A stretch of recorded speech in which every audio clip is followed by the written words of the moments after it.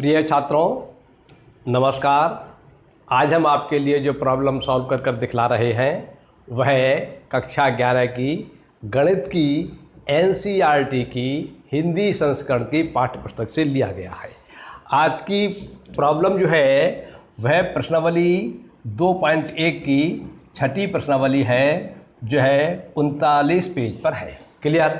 तो देखिए, आज की हमारी प्रॉब्लम ये है कि हमारे लिए दिया हुआ है, यदि set A cross B set बराबर, इसके सेट ए क्रॉस बी के मेंबर्स दिए हुए हैं A comma X, A comma Y, B comma X, B comma Y. तो सेट ए और सेट बी का मान ज्ञात करो, या सेट ए और सेट बी ज्ञात करो। आपके लिए दो सेटों का गुणा दिया हुआ है, कार्तीय गुणनफल कहलाता है ये। Set A cross set B का मान दिया हुआ है। इसकी सहायता से आपको सेट ए और सेट बी का मान ज्ञात करना है।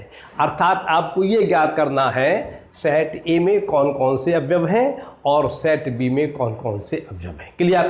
तो देखिए, आपको हमने लिखा, हम सबसे पहले सेट ए के अवयव ज्ञात कर रहे हैं। तो यहाँ हमने लिख दिया सेट ए बराबर ए क्रॉस बी के अवयवों, मतलब ए क्रॉस बी चूंकि दो सेटों की गुणा है, इसलिए ए क्रॉस बी सेट के जो अवयव होंगे वे कृमित युग्म होंगे सभी।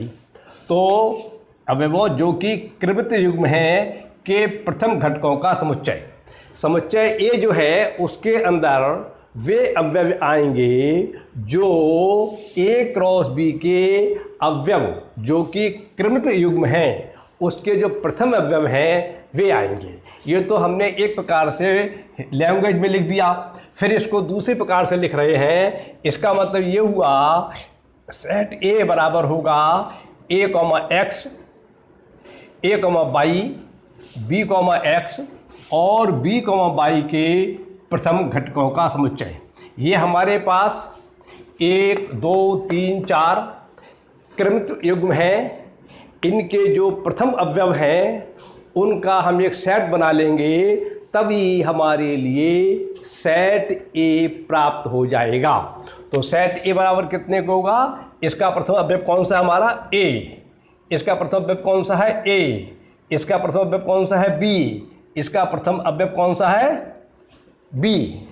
तो ये हमने लिख लिया, ए ये लिख लिया, ए ये लिख लिया, इसका घटक बी ये लिख लिया, ये बी हमने ये लिख लिया। इस प्रकार से सेट ए बराबर प्राप्त होता हमारे लिए ए कॉमा बी। लेकिन जैसा कि आप जानते हैं, जब किसी सेट को लिखते हैं तो उसका एक अवयव केवल एक ही बार लिखना पर्याप्त है, बार बार नहीं लिखा जा सकता है, नहीं लिखा जाता है।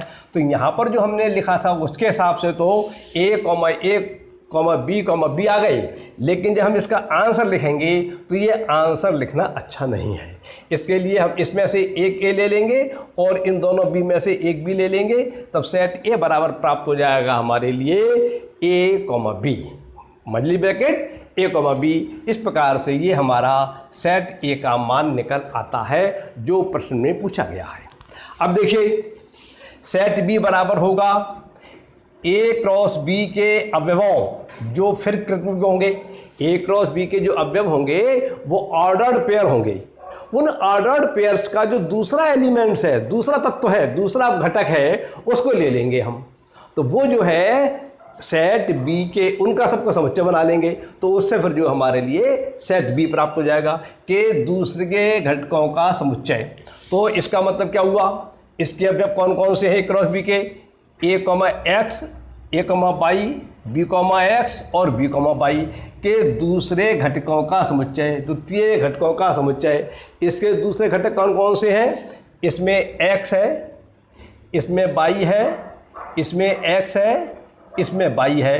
तो इसका एक्स हमने ये ले लिया, इसका बाई ले लिया, इसका एक्स ले लिया, इसका बाई ले लिया और इससे हमने एक समुच्चय का निर्माण कर लिया। तो ये समुच्चय बी बराबर आया हमारे लिए मजली bracket x comma by comma x comma by. लेकिन फिर वही बात, जैसा कि आप जानते हैं, किसी समुच्चय के अंदर एक अवयव एक ही बार लिखा जाता है। तो इसलिए यहाँ पर ये x और यहाँ पर ये x दो बार लिखे हुए हैं, इनके स्थान पर हमने एक बार लिख दिया x। और यहाँ पर ये बाई और यहाँ पर ये बाई 2 बार लिखे हुए हैं, इनके स्थान पर 1 बार लिख दिया बाई। तो इस प्रकार से सेट बी हमारे लिए प्राप्त हो जाता है। सेट बी बराबर मजली ब्रैकेट एक्स कोमा बाई मजली ब्रैकेट बंद, उत्तर ये आपका सेट बी का मान प्राप्त हो जाता है। इस प्रकार से यदि आपको एक क्रॉस बी का मान दिया हुआ है और उससे आपसे सेट ए पूछा गया है तो आप भली प्रकार निकाल सकते हैं। यदि आपसे सेट बी पूछा है तो बी का मान निकाल सकते हैं। अगर आपसे मान लीजिए बी क्रॉस ए दिया हुआ है तो सेट बी का जब निर्माण करेंगे तो सेट ए क्रॉस बी के जो अवयव हैं, जो ऑर्डर्ड पेयर हैं, उनका हमें फिर पहला अवयव लेना पड़ेगा, क्योंकि यहां पर बी पहले आ गया। बी क्रॉस ए में बी पहले है तो बी सेट का निर्माण करते समय हम बी क्रॉस ए के पहले अवयव लेंगे। अगर मान लीजिए एक सेट सी क्रॉस बी है मान लीजिए और हमसे एक सेट बी का मान पूछा है तो सेट बी में जो है सी क्रॉस बी के जो सेकंड ऑर्डर पेयर के जो सेकंड घटक है वो लेंगे। इसी प्रकार से जो पहले लिखा हुआ है उसका पहला घटक, उसके लिए उसका निर्माण करने के लिए इसके क्रॉस के पहले घटक अवयवों के ऑर्डर्ड पेयर के पहले घटक लेंगे और इसका निर्माण करने के लिए हम इसके ऑर्डर्ड पेयर जो है उनके घटकों के दूसरे घटक लेंगे। इस प्रकार से हम ए या बी का निर्माण कर सकते हैं। आप प्रश्न को समझिए और ये बातें जो मैंने लैंग्वेज में लिखी हैं इसको आप विचार कीजिए, इसको आप विचार कर लेंगे, समझ में आ जाएगा तो आप प्रश्नों को भली प्रकार से आसानी से कर सकते हैं। आज का प्रश्न पूरा होता है। नमस्कार, धन्यवाद।